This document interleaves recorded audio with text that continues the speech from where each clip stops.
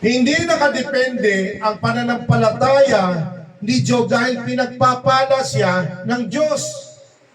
Saan nakadepende ang kanyang pananampalataya? Not in human mind, but in God's mind. Sa isip ng Diyos. Doon siya nananampalataya. Sa Diyos na lumikha ng langit at lupa, doon siya nananampalataya. Kaya nung mawala ang kayamanan sa kanya, hindi nawala ang pananampalataya niya, nanatili ang pananampalataya niya, sapagkat ang pananampalataya niya ay pananampalatayang tunay sa Diyos.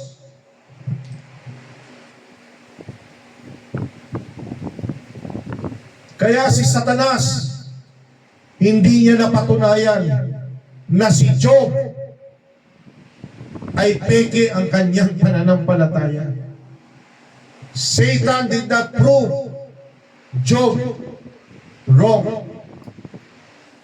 I'm sorry, prove Satan was wrong. Gustong i-prove ni Satan na mali ang pananampalataya ni Job. Pero nung dumaan sa pagsubok, hindi na-prove ni Satanas na si Job ay ang pananampalataya niya ay peke. Not everyone who believes in God for what can be gained. Hindi lahat naniniwala sa Diyos dahil meron silang makukuha sa Diyos. Ang lahat ay naniniwala, hindi lahat na naniniwala sa Diyos na nagsasabing sila'y Kristiyano at may pananampalataya sa Diyos.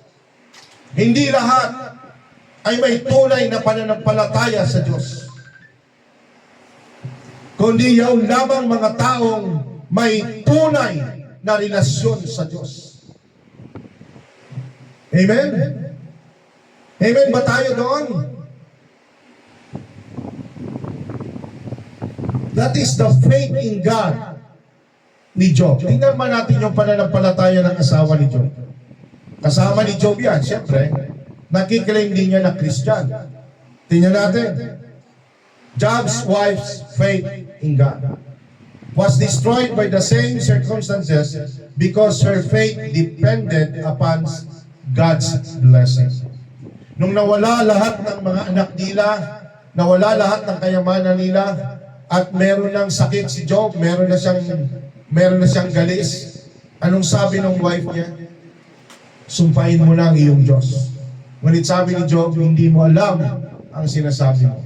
Hubad akong isinilang sa mundong ito, hubad din akong babalik sa aking Panginoon. Sapagkat yung asawa niya, nakadepende ang kanyang pananampalataya on God's blessing. Si Job, nakadepende ang kanyang pananampalataya on God's mercy and grace. Amen? Dahil alam ni Job na lahat ng bagay ay mula sa Diyos. Kaya niyang kunin, kaya niyang ibalik. Pero yung asawa, nung may blessing, nagpupuri siya. Nung wala ng blessing, hindi na siya nagpuri. Kinurse niya lang Panginoon. Dito, prove Satan was right. Some believe in God because they expect to gain from God. Naniniwala sila sa ating Panginoon sapagkat in-expect nila na may makukuha sila sa Diyos. Hindi katulad ni Job, not everyone believes in God can be gained. Not everyone believes in God for what can be gained. Hindi lahat na naniniwala sa Diyos ay naniniwala sila na magkakaroon ako ng pagpapala. Hindi ganun ang tunay na Kristiyano. Hindi ganun ang tunay na pananampalataya. Tulad ni Job, siya'y sumunod pa rin sa Panginoon kahit wala na yung yaman niya. At sumusunod siya sa Panginoon regardless na mahirap siya o mayaman siya. Susunod siya sa Panginoon. Yan ang tunay na pananampalataya. Yan ang tunay na Kristiyano. Hindi ka sumusunod dahil pinagpapala ka. Tulad ng babae, asawa niya, sumusunod lang nung sila'y pinagpapala. Pero nung kunin ng kayamanan, sinumpa niya ang Diyos. And Satan proved it. Because maraming nananampalataya sa Diyos dahil nag-expect sila ng kayamanan, ng pagpapala, ng kagalingan, ng angel, ng katuparan ng mga pangarap nila sa Diyos. Amen? Kaya doon sa FB, sa internet, sa Facebook, meron nagpo-post doon, hindi ka pababayaan ng Diyos. Ano mang pagsubok ang dumating sa buhay mo, mahal ka ng Diyos.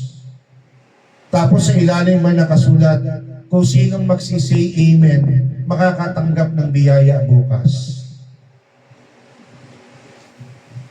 Tama, mali? Ha? Pagka nag-like ka, bukas daw darating yung blessing mo. May nagpo-post din mga picture, ang daming pera, dollars. Kung sinong magla-like nito, ang pagpapala ng Diyos ay darating sa iyo bukas. Amen? Puro nasa mundo ang mga bagay na itinuturo nila. Tingnan natin ang tanda ng totoong pananampalataya. Mga tanda ng totoong pananampalataya. Number 1, nababakas ang gawa ng banal na Espiritu. Amen? Pag totoo kang pananampalataya sa Diyos, sa buhay mo, nakikita yung pagbabago ng buhay mo. Na ikaw ay isang makasalanang tao, dinala ka ng Panginoon sa kaliwanagan mula sa kadiliman. Kaya nababakas sa iyo ang banal na Espiritu ng Diyos. Ang totoong pananampalataya nagpapasakop sa kapangyarihan ng salita ng Diyos. Hindi niya ito ginokontra. Nagpapasakop siya. Kaya natatakot siya sa Diyos. Ang totoong pananampalataya galit sa mga gawaing makamundo at galit sa mga gawaing makalaman. Ang totoong nananampalataya sa Diyos, ang totoong Kristiyano na may tunay na pananampalataya na yung kanyang faith in action, we're working together, tumatalikod sa makamundong pagnanasa. Pinapahalagahan niya ang mga gawain ng Diyos at madali siyang makaunawa sa prinsipyo ng salita ng Diyos. At ang kanyang kaisipan ay hindi na nakatuon sa kayamanan ng mundong ito, kung hindi nakatuon ng isip niya sa kayamanan ng kalangitan na ipinangako ng Diyos. Sapagkat ang tunay na pananampalataya ay nagmamahal sa Diyos sa halip na magmahal sa salapi ng sanlibutan ito. Ang totoong pananampalataya at totoong Kristiyano at totoong anak ng Diyos, merong pagbabago ng puso at isip at merong pagbabagong buhay. Kaya ang kanyang pagsimba o pagsamba sa Diyos, panalangin sa Diyos at pakikisa sa gawain ng Diyos ay patuloy na pinapalago ng Diyos.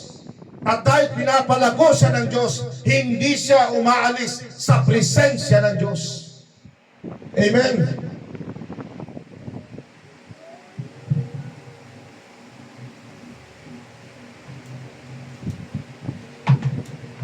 Kaya sa umagang ito, mga kapatid, tayo ay magbulay-bulay sa ating buhay bilang mga Kristiyano.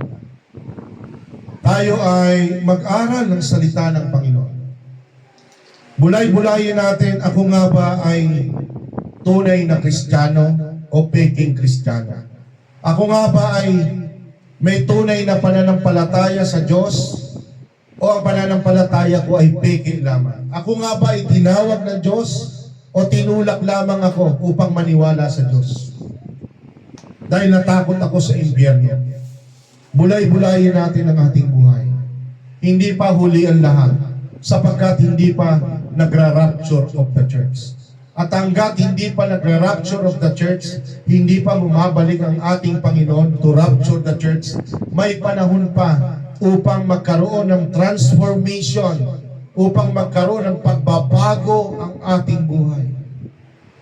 Amen? Kaya mga minamahal kong mga kapatid sa pananampalataya, those who are listening online, those who are friends and brethren in Christ, this is what God wants you to be. That's why listen carefully. Examine yourself.